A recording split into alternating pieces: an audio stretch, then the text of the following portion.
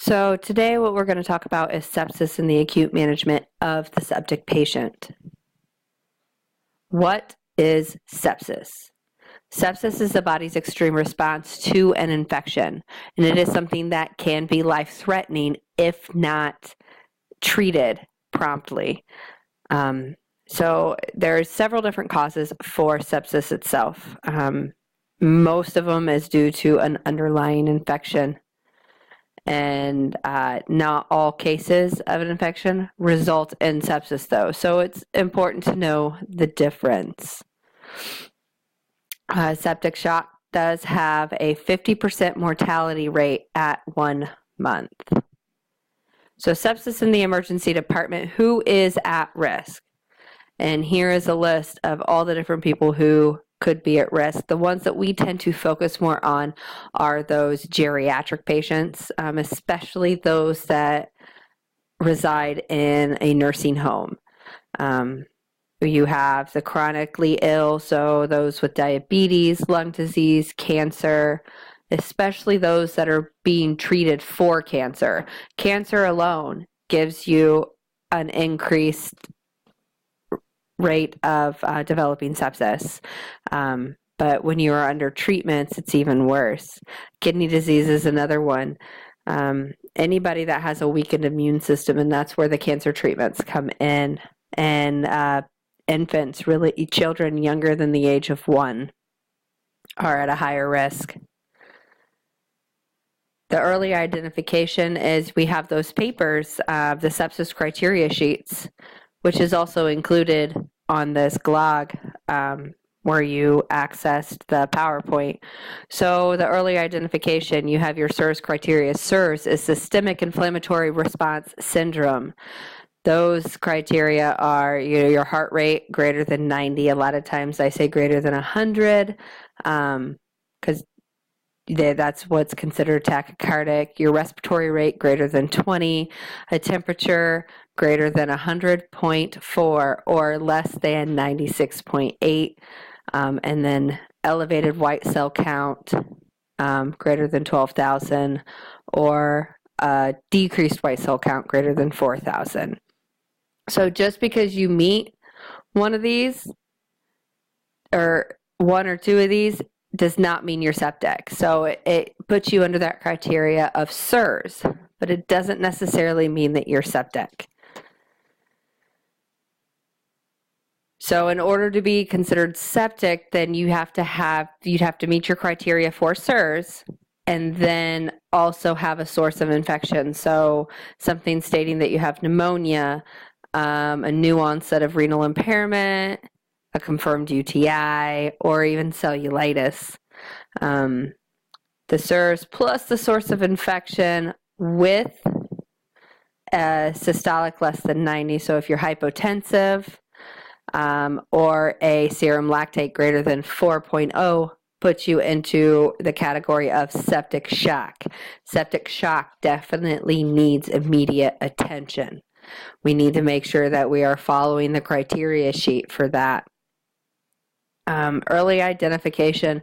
So they start following this QSOFA. That is your quick sepsis-related or sequential organ failure assessment. Once you're going into septic shock, they're looking at organ failure. So if you follow these, your altered mental status, if it's less than 15, and some even say it has to be less than 13, especially if their norm is not your 15. Tachypnea, and then hypotension. So you're not at a high risk if you're at 0 or 1 points, but 2 or 3 points you are at a high risk. So you want to make sure that you are notifying the provider of that. The patient presentation, no one patient presents the same way. I've had a walkie-talkie patient end up being septic because she met the criteria and was admitted as such. But then I've had those patients come in that I'm like, oh, they are septic, but then didn't meet the criteria. So nobody presents the same way, and you have to remember they're not going to come in and say, I'm septic. So you have to follow that criteria sheet and use your critical thinking.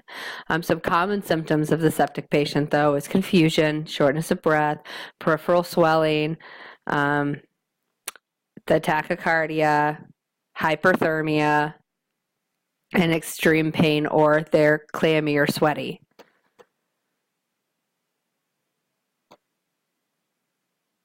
Some red flags to look for, make sure when you're doing your assessment, you are asking, have you had any recent surgeries or procedures, any recent hospitalizations?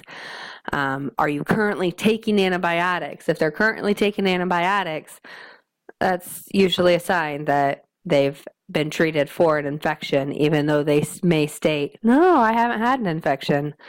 Any type of indwelling devices, including Foley catheters, ports, dialysis catheters, pacemaker placements, PICC lines, those are all breeding grounds for infection.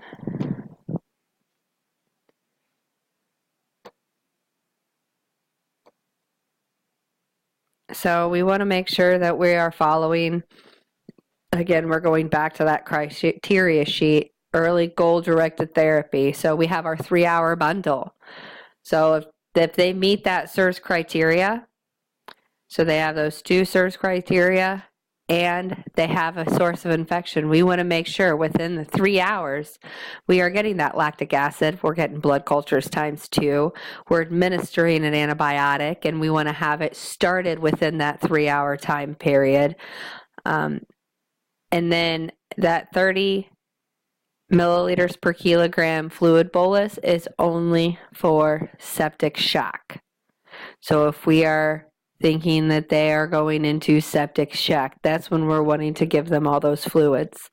That 6-hour bundle, so within the 6 hours of time that it was detected, we want to make sure we do a repeat lactic, especially if that lactic acid is greater than 2.0.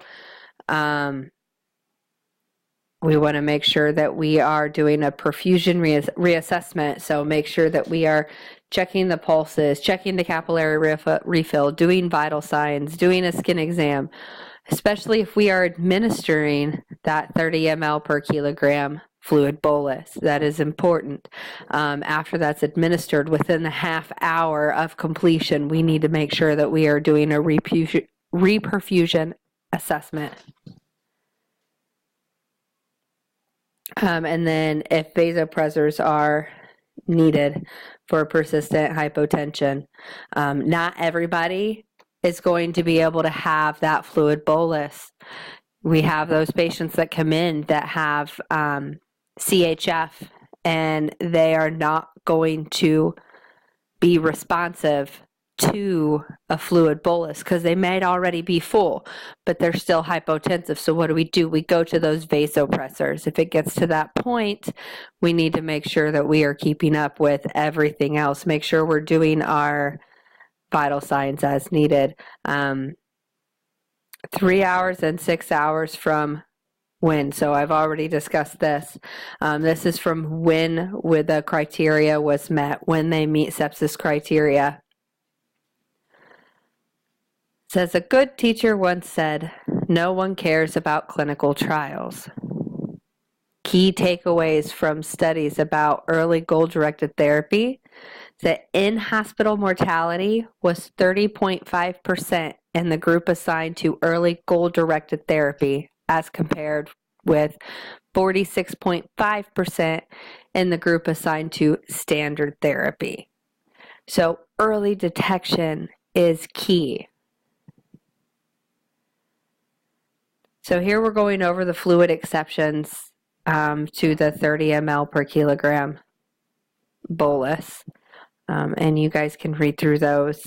We talked about one, that septic shock criteria is met, but the patient has a BMI of greater than 30. Then we want to make sure that we are adjusting as needed. This just kind of gives an idea of, how much fluid we're giving somebody. So 250 mLs is what we see like a baby's bottle. You have your 500 mLs, which is comparable to your Aquafina, your water bottle, typical water bottle. And then your 2 liters is your 2,000 mLs. An IV pump running at its highest speed is delivering approximately 16 mLs or 1 tablespoon of fluid per minute. So it is important to have at least 1 large bore IV in place, preferably 2. So once they meet that septic shock criteria, you need to have that second IV line in place. If we are unable to get that second line criteria or that second line, then we need to make sure that we are talking to the physicians or the providers about this, especially if this is a patient that's going to need a vasopressor. We want to get that central line in sooner rather than later as preferable. So a rationale for the fluids themselves. So septic shock is decreased preload results in decreased cardiac output, which contributes to decreased organ perfusion. Administering fluid boluses is thought to increase the circulating volume, increasing venous return and cardiac output, and thus organ perfusion. Septic patients with high cardiac output states have better outcomes than those with low cardiac output states. Fluid bolus therapy appears beneficial in other settings, such as severe diarrhea resulting in hypovolemic shock. But there can always be issues. Everything has its pros and its cons. So not all patients are responsive to the fluids. The duration of any effect of fluid boluses is uncertain and usually brief. So that's why we need to start considering vasopressors earlier rather than waiting on the fluid bolus to complete, especially if we're not seeing any immediate changes. The physiological effects of the fluid resuscitation typically dissipate within 1 hour for crystalloids. Healthy individuals, 85% of an infused bolus of crystalloid has been reported to redistribute into the interstitial space after 4 hours. In the critically ill patients with leaky capillaries, 95% of the infused bolus of crystalloid leaves the circulation and enters the interstitial space after 90 minutes. So not everybody is responsive to that fluid bolus, and it's important to stay on top of it. So we want to actually make sure we're using our heads as well. So when we have that large patient that comes in, we have those bariatric patients that come in, and you have a man who's 550 pounds with crackles and pitting edema. You do a 30 ml per kilogram bolus, you're going to give him 7,500 mLs of fluid. Do you really think that his body will be able to withstand that? That's when you need to take ideal body weight. You want to do the bolus on the ideal body weight of the patient because that's what's going to be safe practice. So we have a lot of opportunities for improvement down in the emergency department.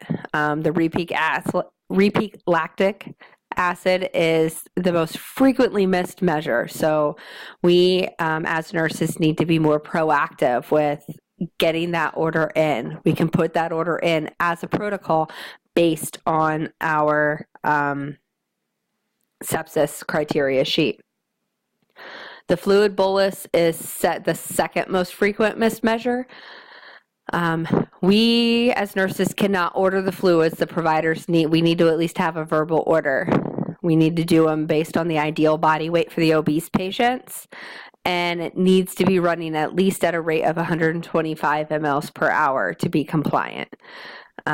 We need to make sure that all the cultures are drawn before antibiotics are administered. We need to make sure the broad spectrum is given first, And if the admitting diagnosis is sepsis, we need to make sure that all those measures up to that point are met. So a lot of this is nurse driven. We need to be proactive as nurses. We need to keep communicating with the providers with this. It is a team effort, and we always have to remember that we need to work as a team for what is best for the patient. Just as a case study, an 83-year-old male was brought into room 19 via wheelchair with chief complaint of fatigue and hypotension. The patient has had a below-the-knee amputation of the right lower leg 5 days ago. He is a CAPD patient and denies any cloudiness in his fluid exchanges. His family states his blood pressure was low at home, and when they called their doctor's office, they were instructed to come in to be evaluated. Vital signs are as follows.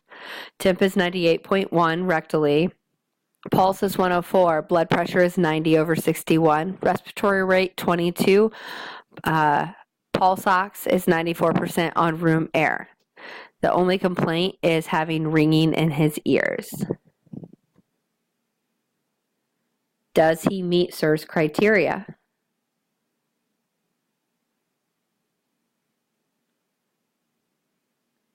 Does he meet sepsis criteria?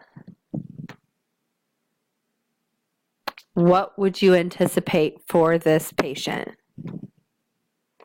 So those are things that I kind of want you to think about. So when you're going through your patient scenarios, taking care of your patients, think about that criteria. Think about how you would approach it, how you would address it. Here are the references that I used for this PowerPoint presentation, and I hope you have found this helpful as you are beginning your careers as nurses in the ER. Thank you.